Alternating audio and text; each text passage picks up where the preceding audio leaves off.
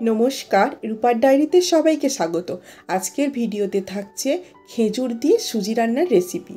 আমরা কম বেশি সবাই জানি যে 1 বছরের নিচে বাচ্চাদের খাবারে মিষ্টি অথবা লবণ দিতে নেই। এর ফলে কিন্তু বাচ্চারা খেতে চায় না।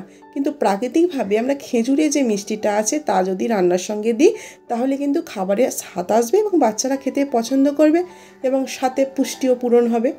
তাহলে দেখে নেওয়া যাক। প্রথমে পাত্রে 1 কাপ জল দিয়ে দেব। জল ফুটে উঠলে এখানে আগে থেকে ভেজে রাখা সুজি 1 চামচ দিয়ে অনবরত কিন্তু নাড়তে থাকবো। এবার গ্যাসের ফ্লেমটা লো করে একটা খেজুর আমি 15 মিনিট আগে জলে ভিজিয়ে রেখেছিলাম, সেটার খোসাটাকে আমি ছাড়িয়ে নেব। জলে না ভিজিয়ে রাখলে কিন্তু খোসা ছাড়াতে কিন্তু খুবই অসুবিধা হবে। এবার এখানে সুজিটা ঘন হয়ে গিয়েছে, বাচ্চা যে দুধ খায় সেই দুধটা আমি দিয়ে দিচ্ছি। দিয়ে আমি একটু নেড়ে দিচ্ছি। বাচ্চা যেমন পছন্দ করবে, ঘন হলে ঘন, পাতলা হলে পাতলা, তেমনই রাখতে হবে। এবারে খেজুরটা আমি দিয়ে দেব। দিয়ে গ্যাসের ফ্লেমটা আমি বন্ধ করে দেব, কারণ দুধ এবং খেজুর দিয়ে যদি ফোটানো হয় তাহলে দুধ আর খেজুরের গুণ কিন্তু নষ্ট হয়ে যাবে।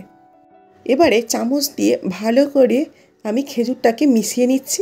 একটা সুন্দর ব্রাউন কালারের যখন রং আসবে তখন নামিয়ে নেবেন একটা বাটিতে এবং তারপর বাচ্চাকে খাওয়াবেন। ভিডিওটা যদি ভালো লেগে থাকে সাবস্ক্রাইব করবেন। ধন্যবাদ।